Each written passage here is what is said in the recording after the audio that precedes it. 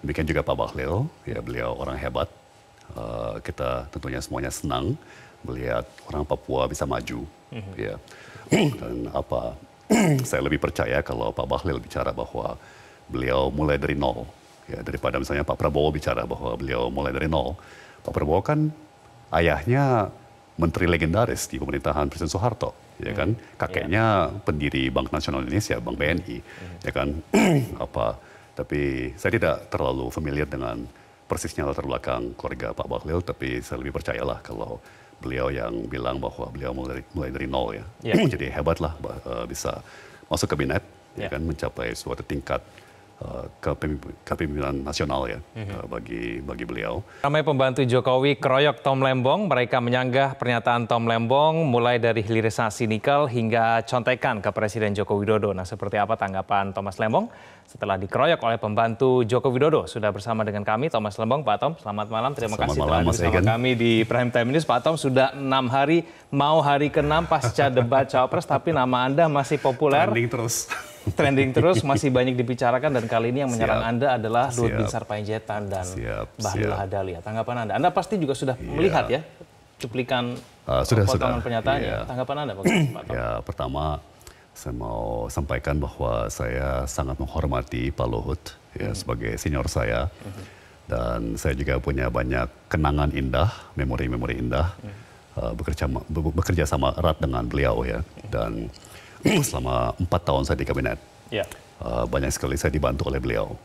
Ya, jadi banyak prestasi-prestasi saya itu nggak mungkin bisa tercapai seringkali kalau bukan karena bantuan Pak Luhut Panjaitan. Ya, jadi saya sangat menghormati ya, beliau sebagai senior. Demikian juga Pak Bahlil, ya beliau orang hebat. Kita tentunya semuanya senang melihat orang Papua bisa maju. Ya. Dan saya lebih percaya kalau Pak Bahlil bicara bahwa beliau mulai dari nol. Ya, daripada misalnya Pak Prabowo bicara bahwa beliau mulai dari nol. Pak Prabowo kan ayahnya menteri legendaris di pemerintahan Presiden Soeharto, ya kan? Kakeknya pendiri Bank Nasional Indonesia, Bank BNI, ya kan? Tapi saya tidak terlalu familiar dengan persisnya latar belakang keluarga Pak Bahlil, tapi saya lebih percayalah kalau beliau yang bilang bahwa beliau mulai dari nol ya. Jadi hebatlah bisa masuk kabinet, ya kan, mencapai suatu tingkat kepemimpinan nasional ya bagi beliau. Jadi dan saya sangat welcome atas peluang untuk membandingkan data, ya, beradu gagasan dan beradu analisa. Pak Tom, tapi dalam pernyataan yang disampaikan Luhut Binsar Panjaitan dan Bahlil Lahadalia, ia membandingkan dan membawa-bawa kinerja Anda ketika menjadi menteri. Nah, ini sebetulnya relevan atau tidak sih, Pak Tom, ketika ini? Ya, kalau gini-ginian sih sebaiknya nantilah biar publik yang menilai, ya kan. Nanti pasti data-datanya akan keluar semua, ya kan, karena netizen sangat giat untuk menggali, ya kan, dan data sekarang ada di mana-mana. Demikian juga akademisi, analis, ya, nanti bisa membandingkan prestasi saya saat di kabinet dan yang lainnya ya. Tapi misalnya ya, yang mungkin menarik untuk kita ulas, ya, itu misalnya masalah OSS, ya, ya, gimana ya? Mungkin saya cerita sedikit ya. OSS itu sebetulnya super gimmick. Ya, ini patut kita buka sedikit lebih lebar ya kepada publik. Itu sebenarnya jilatan yang luar biasa kepada Pak Presiden oleh seorang pejabat senior yang saking seniornya saya tidak bisa membantah. Ya. Jadi janjinya itu adalah kalau kita bisa menurunkan waktu penerbitan izin dari 7 hari menjadi 4 jam, kenapa nggak bisa turun lagi dari 4 jam menjadi 5 menit? Ya, itu kan sebuah ide yang sangat konyol. Ya, ide terbit izin dalam 5 menit, ya kan? Jadi terlalu ekstrim. Tidak mungkin itu tidak.